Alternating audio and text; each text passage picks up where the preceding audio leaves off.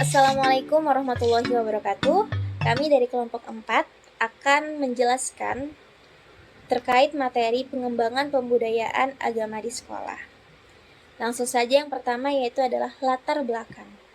Latar belakang pengembangan pembudayaan agama di sekolah ini berakar dari pentingnya dalam membentuk karakter, moral, dan spiritual peserta didik.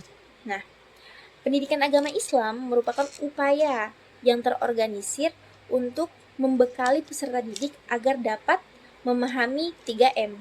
Apa itu 3M? Yaitu meyakini, memahami, dan mengamalkan prinsip-prinsip Islam melalui kegiatan bimbingan, pelatihan, serta pembelajaran. Secara umum, pendidikan agama Islam ini menyangkut 3 aspek, yaitu aspek kognitif, afektif, dan psikomotorik. Pendidikan agama Islam itu tidak hanya sekedar memberikan pengetahuan tentang keagamaan saja, namun yang paling utama adalah membiasakan bagaimana cara berperilaku sesuai dengan norma dan aturan yang telah ditetapkan oleh agama Islam. Pengembangan pembudayaan agama di sekolah ini tidak hanya berorientasi pada pembelajaran formal saja, akan tetapi juga pada pembentukan budaya sekolah yang mana mendukung praktik nilai-nilai keagamaan secara konsisten. Selanjutnya, ada landasan. Nah, landasan pada pengembangan pembudayaan agama di sekolah ini merupakan dasar atau pijakan yang menjadi alasan mengapa pembudayaan agama itu penting untuk dilakukan. Pada landasan ini terbagi menjadi 5, yaitu ada landasan filosofis. Landasan filosofis ini merupakan dasar yang berkaitan dengan nilai-nilai keagamaan, kemanusiaan, dan moral yang menjadi tujuan pendidikan. Nah, pada landasan ini itu berangkat atau berawal dari keinginan untuk membentuk manusia yang beriman, bertakwa, dan berakhlak mulia. Contoh pada landasan filosofis ini yaitu adalah lambang Bhinneka Tunggal Ika yang artinya berbeda-beda tetapi tetap satu jua. Maknanya artinya itu mengajarkan pentingnya menghormati keberagaman agama, sehingga sekolah mendorong siswa untuk menghormati praktik keagamaan teman-temannya yang berbeda agama. Selanjutnya yang kedua adalah landasan yuridis. Nah, landasan ini mengacu pada persatuan dan perundang-undangan. Nah, maksudnya landasan yuridis ini itu berkaitan dengan aturan.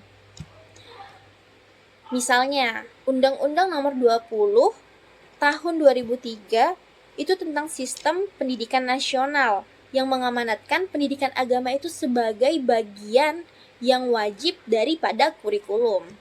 Contohnya, sekolah mengadakan pelajaran agama sebagai mata pelajaran yang wajib dianut atau yang wajib dipelajari di sekolah sesuai agama yang dianut oleh peserta didik. Semisalnya ada pelajaran agama Islam, agama Kristen, agama Hindu, dan lain sebagainya. Yang ketiga itu adalah landasan sosiologis. Landasan ini berkait dengan hubungan sosial kepada lingkungan masyarakat. Nah, landasan ini berasal dari kebutuhan masyarakat akan generasi yang memiliki moral baik, toleransi, dan kepekaan sosial. Jadi sekolah itu sebagai bagian dari masyarakat, berhubungan juga dengan masyarakat, yang mana berperan dalam membentuk siswa yang mampu berinteraksi dengan lingkungan secara harmonis. Kita ambil contoh, semisalnya mengadakan kegiatan bakti sosial bersama siswa, yang mana merupakan implementasi ajaran agama tentang kepedulian terhadap sesama. Yang keempat yaitu adalah landasan psikologis. Nah, psikologis ini berhubungan dengan kebutuhan perkembangan psikologis anak.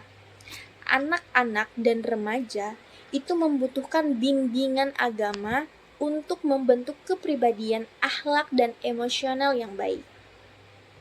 Contoh landasan psikologis yaitu adalah guru memberikan pendekatan personal kepada siswa yang menghadapi masalah perilaku, seperti mengajarkan doa untuk mengendalikan emosi dan meningkatkan ketenangan jiwa. Jadi seorang guru ini juga berperan untuk membentuk psikologi anak.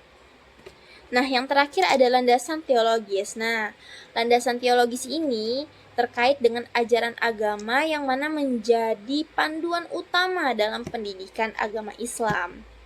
Karena nilai-nilai teologis ini mendorong siswa untuk hidup sesuai dengan perintah Tuhan dan menjauhi larangannya. Artinya pada landasan teologis ini kita belajar untuk menjadi seorang hamba yang taat. Contoh, puasa. Puasa merupakan perintah yang wajib dilaksanakan bagi yang mampu. Kenapa dikatakan bagi yang mampu? Karena wanita ketika sedang haid, dia tidak diperbolehkan untuk berpuasa. Nah, jadi puasa ini terkait pada landasan teologis yang mana menjadi perintah Tuhan untuk dijalankan. Nah, dari beberapa landasan yang disebutkan tadi, artinya sekolah berupaya menjadikan nilai-nilai agama itu sebagai budaya yang melekat dalam kehidupan siswa sehari-hari. Tujuannya adalah untuk membentuk karakter siswa yang baik dan berakhlak mulia.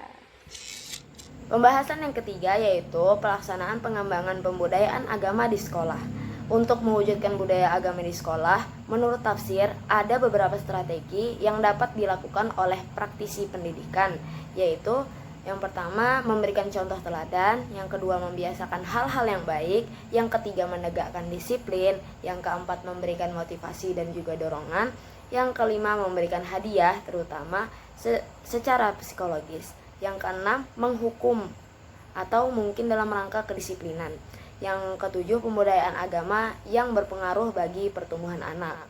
Lalu pembahasan selanjutnya yang keempat itu ada bentuk kegiatan menumbuhkan budaya atau religious culture.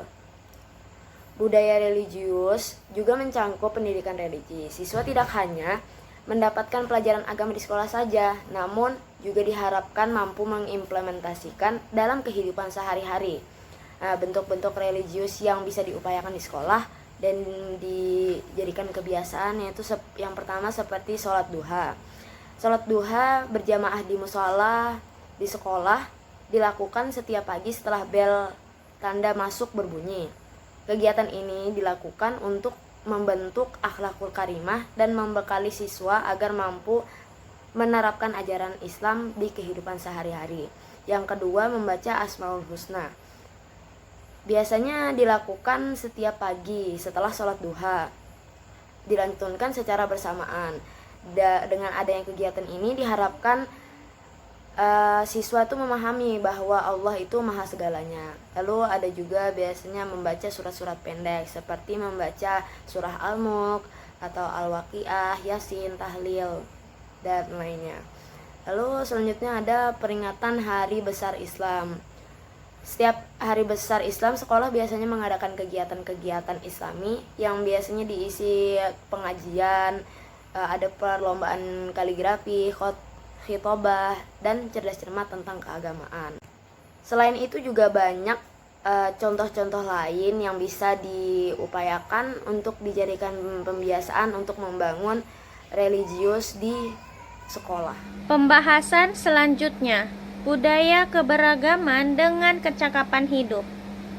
Setiap siswa memiliki latar belakang yang berbeda, baik dari segi suku, budaya, agama, maupun cara berpikir. Agar lingkungan belajar tetap nyaman dan harmonis, perbedaan ini harus dikelola dengan baik. Sekolah juga memiliki peran penting dalam membekali siswa dengan keterampilan hidup atau yang bisa disebut life skill, yaitu kemampuan yang diperlukan untuk menghadapi berbagai tantangan di dunia nyata dengan menggabungkan budaya, keberagaman hidup, dan keterampilan hidup. Sekolah bisa membantu siswa menjadi individu yang lebih toleran, mandiri, dan siap berkontribusi dalam masyarakat. Jika budaya keberagaman dan keterampilan hidup diterapkan secara bersamaan, siswa tidak hanya belajar menerima perbedaan, tetapi juga menjadi pribadi yang lebih baik dan lebih siap menghadapi kehidupan di lingkungan sosial yang beragam. Agar budaya, keberagaman, dan kecakapan hidup bisa berjalan seimbang di sekolah, ada beberapa langkah yang bisa saya rekomendasikan. Yang pertama, menanamkan sikap toleransi. Contohnya itu menghormati pendapat teman saat berdiskusi di kelas, mengadakan kegiatan yang melibatkan siswa dari berbagai latar belakang.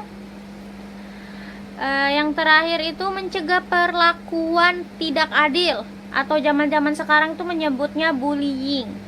Yang kedua, meningkatkan keterampilan sosial dan emosional. Contohnya mengajarkan cara berkomunikasi yang sopan dan efektif, membantu siswa memahami dan mengontrol emosi mereka. Lalu melatih kerjasama dalam kelompok agar lebih kompak.